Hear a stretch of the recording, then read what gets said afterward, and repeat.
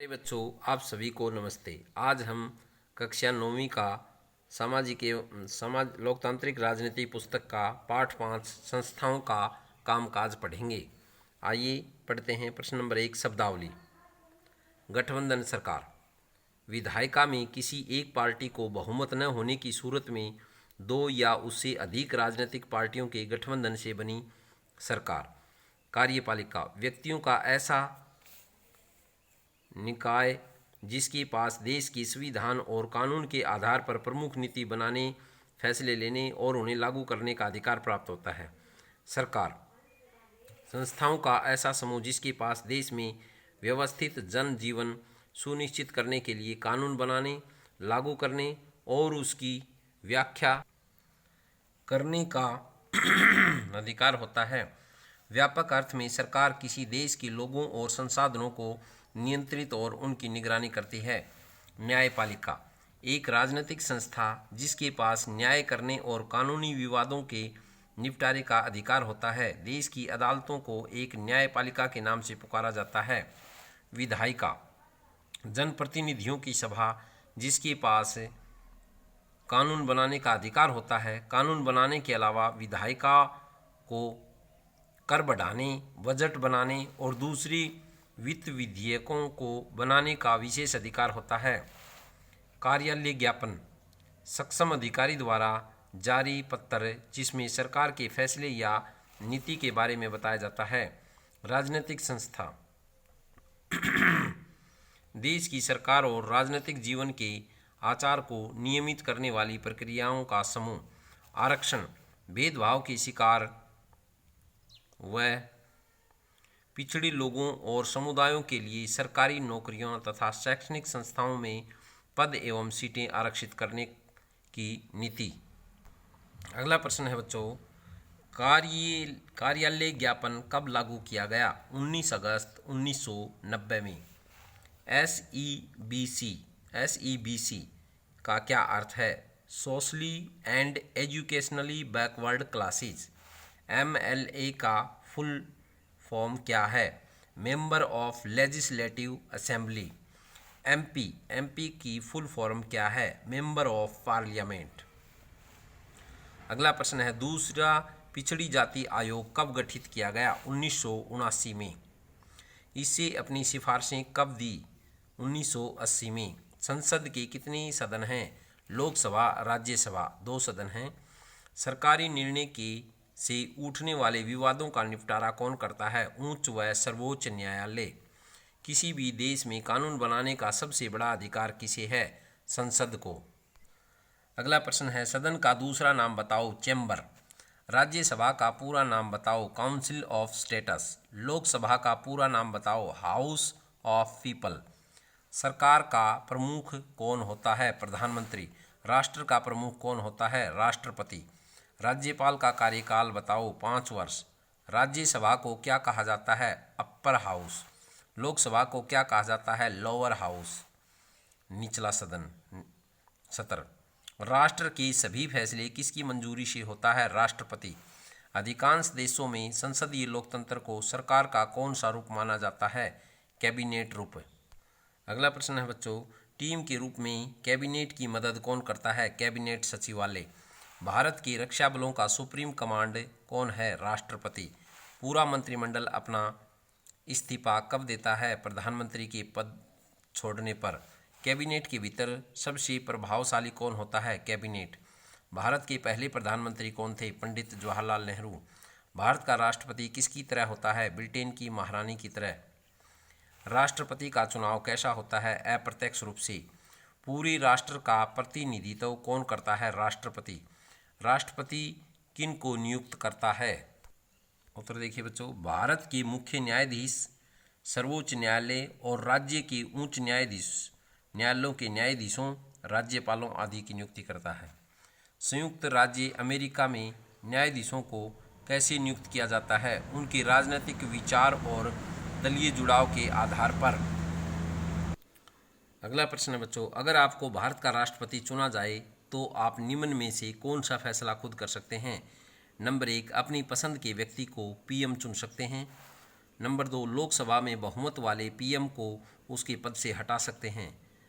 Number 3, दोनों सदनों द्वारा पारित विधेयक पर पुनर्विचार के लिए कह सकते हैं। तो उत्तर है दोनों सदनों द्वारा पारित विधेयक पर पुनर्विचार के लिए कह सकते हैं। निम्न में से कौन सा राजनीतिक कार्यपालिका का हिस्सा होता है? जिलाधीश, गृह मंत्रालय का सचिव, नंबर 3 गृह सचिवालय, नंबर 4 पुलिस महानिदेशक। राजनीतिक कार्यपालिका का हिस्सा बच्चों भाग 3 गृह मंत्रालय। अगला प्रश्न है, निम्न राजनीतिक संस्थाओं में से कौन सी संस्था देश के मौजूदा कानून में संशोधन कर सकती है? सर्वोच्च न्यायालय, राष्ट्रपति, प्रधानमंत्री, संसद। तो उत्तर है बच्चों संसद। उस मंत्रालय की पहचान करें जिसने निम्न समाचार जारी किया होगा। देश से जूट का निर्यात बढ़ाने के लिए एक नीति बनाई जा रही है। वाणिज्य और उद्योग मंत्रालय। अगला प्रश्न है, ग्रामीण इलाकों में टेलीविज़न सेवाएं सुलभ करवाई जाएंगी। संचार और सूचना प्रौद्योगिकी मंत्रालय। सार्वजनिक वितरण प्रणाली के तहत बिकने वाले चावल और गेहूं की कीमतें कम की जाएंगी। कृषि, खाद्यान्न और सार्वजनिक वितरण मंत्रालय। पल्स पोलियो अभियान शुरू किया जाएगा। स्वास्थ्य मंत्रालय। ऊंची पहाड़ियों पर तैनात सैनिकों के भत्ते बढ़ाए जाएंगे। रक्षा मंत्रालय। अगला प्रश्न है बच्चों, मुख्य न्यायाधीशों को कैसे नियुक्त किया जाता है? सर्वोच्च न्यायालय के सबसे वरिष्ठ न्यायाधीश को ही अमूमन मुख्य न्यायाधीश नियुक्त किया जाता है। अगला प्रश्न है बच्चों, किसी भी न्यायाधीश को उसके पद से कैसे हटाया जा सकता है? संसद के दोनों सदनों में अलग अलग 2/3 बहुमत से अविश्वास प्रस्ताव पारित करके। संविधान की व्याख्या का अधिकार किसे है? सर्वोच्च तथा उच्च न्यायालय को। भारत सरकार में प्रधानमंत्री की स्थिति का वर्णन करें। प्रधानमंत्री राष्ट्रपति का मुख्य सलाहकार होता है, किंतु राष्ट्रपति की संपूर्ण शक्तियों का प्रयोग प्रधानमंत्री परिषद की सहायता से करता है।